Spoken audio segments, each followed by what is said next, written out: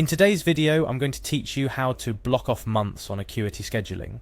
Managing your schedule effectively is crucial, whether you're a freelancer, run a small business, or manage appointments for a larger organization. Acuity scheduling is a powerful tool that can help you do just that, but it can be a bit tricky to navigate if you're not familiar with its features. So let's dive right in.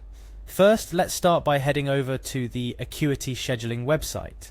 This is where all the magic happens. Once you're on their homepage, you'll need to access your account. Look for the login button, usually found at the top right corner of the page, and click on it. This step is pretty straightforward. Now you'll be prompted to enter your email address. Make sure to use the email associated with your Acuity account to avoid any login issues. After typing in your email, click on the Next button to proceed. Acuity offers a convenient feature that allows you to continue with your Google account. This means if your Acuity account is linked to a Google account, you can select Continue with Google for an easier sign-in process. It's a nifty shortcut if you're already logged into your Google account in your browser. Next, you'll need to select your Google account. If you're like many of us, juggling multiple accounts, make sure to choose the one linked to your Acuity scheduling. This step is crucial as it determines the access to the correct scheduling dashboard. After successfully logging in, your next destination is the calendar.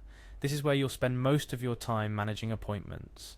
If it's your first visit, or if you need a quick refresher, take a moment to familiarize yourself with the layout. You can add a new appointment by navigating through your dashboard to the appropriate section or link, often found at the top of your calendar view.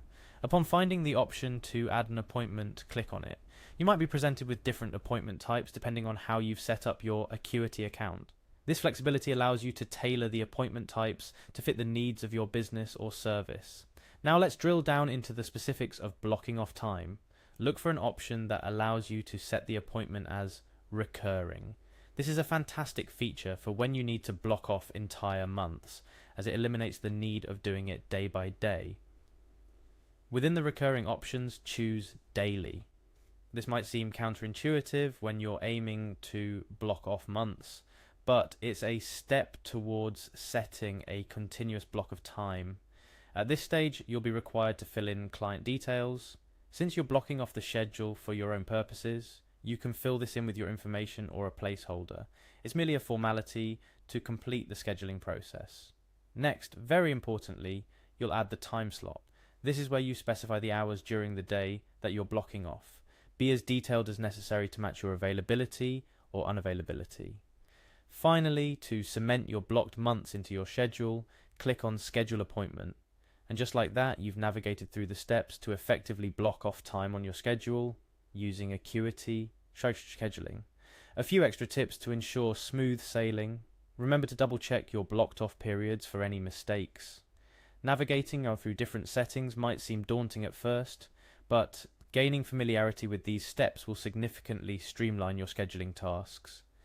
Keep in mind the flexibility of Acuity. Explore other features that can further enhance your scheduling efficiency, and there you go. You've successfully learned how to navigate through Acuity scheduling to block off months.